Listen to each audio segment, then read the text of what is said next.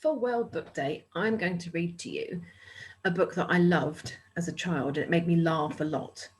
I can't read all of the book because it's too long, but I'm going to read the beginning, which introduces you to the two main characters. And as you can see, it's Roald Dahl's The Twits, one of my favourite all-time books. What a lot of hairy-faced men there are around nowadays. When a man grows hair all over his face, it is impossible to tell what he really looks like. Perhaps that's why he does it. He'd rather you didn't know. Then there's the problem of washing. When the very hairy ones wash their faces, it must be as big a job as when you and I wash the hair on our heads. So what I want to know is this: how often do all these hairy-faced men wash their faces? Is it only once a week like us on Sunday nights? And do they shampoo it? Do they use a hairdryer? Do they rub hair tonic in to stop their faces from going bald? Do they go to a barber to have their hairy faces cut and trimmed? Or do they do it themselves in front of the bathroom mirror with nail scissors? I don't know, but next time you see a man with a hairy face, which will probably be as soon as you step out onto the street, maybe you will look at him more closely and start wondering about some of these things. Mr. Twit. Mr. Twit was one of these very hairy-faced men. The whole of his face, except for his forehead, his eyes and nose, was covered with thick hair. The stuff even sprouted in revolting tufts out of his nostrils and ear holes. Mr. Twit felt that this hairiness made him look terrifically wise and grand. But in truth, he was neither of these things. Mr. Twit was a twit. He was born a twit. And now at the age of 60, he was a bigger twit than ever. The hair on Mr. Twit's face didn't grow smooth and matted as it does on most hairy men's faces. It grew in spikes that stuck out straight like the bristles of a nail brush. And how often did Mr. Twit wash his bristly, now brushy face of his? The answer is never. Not even on Sundays. He hadn't washed it for years. Dirty beards. As you know, an ordinary unhairy face like yours or mine simply gets a bit smudgy if it's not washed often enough. There's nothing so awful about that. But a hairy face is a very different matter. Things cling to hairs, especially food.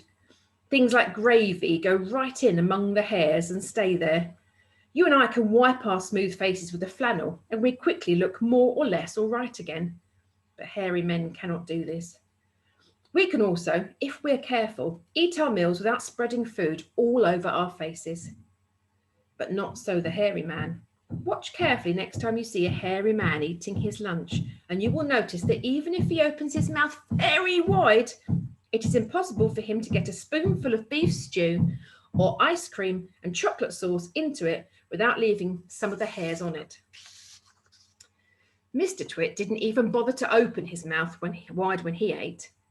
As a result, and because he never washed, there were always hundreds of bits of old breakfasts and lunches and suppers sticking to the hairs around his face. They weren't big bits, mind you, because he used to wipe those off with the back of his hand or on his sleeve while he was eating.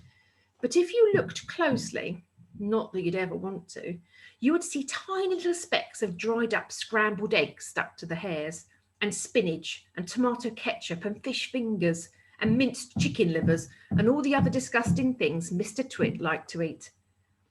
If you looked closer still, hold your noses, ladies and gentlemen, if you peered deep into the moustachy bristles sticking out over his upper lip, you would probably see much larger objects that had escaped. The wipe of his hand, things that had been there for months and months, like a piece of maggoty green cheese or a mouldy old cornflake, or even the slimy tail of a tinned sardine. Because of all this, Mr. Twit never really went hungry. By sticking out his tongue and curling it sideways to explore the hairy jungle around his mouth, he was always able to find a tasty morsel there to nibble on. What I'm trying to tell you is that Mr. Twit was a foul and smelly old man. He was also an extremely horrid old man, as you'll find out later. Mrs. Twit. Mrs. Twit was no better than her husband. She did not, of course, have a hairy face. It was a pity she didn't, because at any rate would have hidden some of her fearful ugliness. Take a look at her. Have you ever seen a woman with an uglier face than that? I doubt it. But the funny thing is that Mrs. Twit wasn't born ugly. She'd had quite a nice face when she was young. The ugliness had grown upon her year by year as she got older. Why would that happen? I'll tell you why. If a person has ugly thoughts, it begins to show on their face. And when that person has ugly thoughts every day, every week, every year, the face gets uglier and uglier until it gets so ugly you can barely look at the person. A person who has good thoughts cannot ever be ugly. You can have a wonky nose and a crooked mouth and a double chin and a stick-out teeth. But if you have good thoughts, they will shine out of your face like sunbeams, and you will always look lovely. Nothing shone out of Mrs. Twit's face. In her right hand, she carried a walking stick. She used to tell people that this was because she had warts growing on the sole of her left foot and walking was painful. But the real reason she carried a stick was so that she could hit things with it.